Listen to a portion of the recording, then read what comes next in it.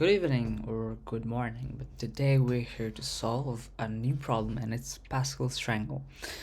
So we're given the nums row, which is an integer, and we want to return the first nums row of Pascal triangle. And the Pascal triangle looks something like this. The first row has only one value, that's 1. In the second row we have 2, 1. In the third row we have 1 to 1, and fourth and fifth row looks something like that. And for any, if you take any value here, then we are basically summing the left and right patterns and getting the value. For instance, if I take the value 2 here, we're getting this 2 value by summing its left parent and right parent. If we sum 1 plus 1, we do get 2, right? In the case of edges like this one, there is no left parent and we consider that to be 0, but there exists a right parent and we're summing 0 plus 1, which is 1, and that's why the edges the values of edges are 1.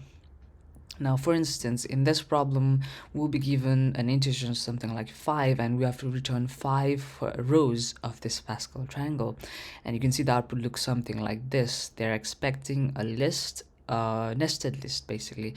You can see for each row, there is a list inside this bigger list, and we want to return something like this. Now, to do that, on your right, I have the solution.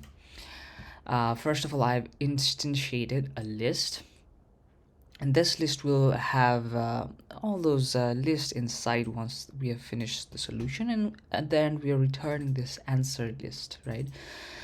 And we're trying to solve this problem by using a loop, obviously. So we have a loop going on from 0 all the way to the number of rows, and this loop is used to generate a row of Pascal triangle, right? And that row is going to be stored inside this empty list that I appended into the answer list, right? And then we are going to fill up this list using another loop. So this loop will generate the value inside a row of the Pascal triangle. Now first, there's a first condition to check if this is the first value or the last value. These are the edge values. Like for instance, this one and this one, both of them are edge values. So if there are edge values, I don't have to do anything.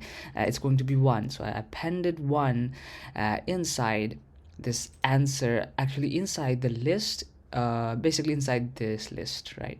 I'm just indexing 1 to indicate that we're looking at the ith list, and inside that ith list I want to append 1. But if that's not the edge value, then I can sum the left hand and right hand side of the previous row. So I have to go back to the previous row. So that's what exactly I'm doing here. You can see I'm summing 2 values. I'm first indexing the previous row by calling I minus 1 on both of these, and then finding a j minus 1 and j, because if you see, for any values I have to, if this okay, let's consider the fourth row. I don't think it's the fourth, basically the last row here, and I'm considering this particular value. Then what I have, this is the second value of this row, right, or index 1. When I'm at index 1, I have to go back to the previous row and sum the values as index 0 and 1. So I have to actually subtract minus 1 from the j, the current position I'm at, to sum this left hand side and the right hand side. Right hand side is just above it in terms of position, right? And that's what I'm summing them and then appending to our ith list. That's what I'm doing, and finally I'm returning the answer. Now this is a dynamic programming approach to this, because I'm storing all the solutions, and I have to, because I need to return this entire list. And if I submit this should be the right solution. That's right.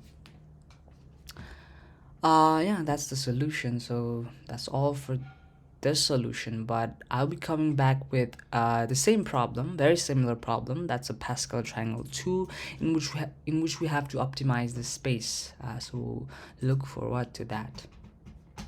Thank you.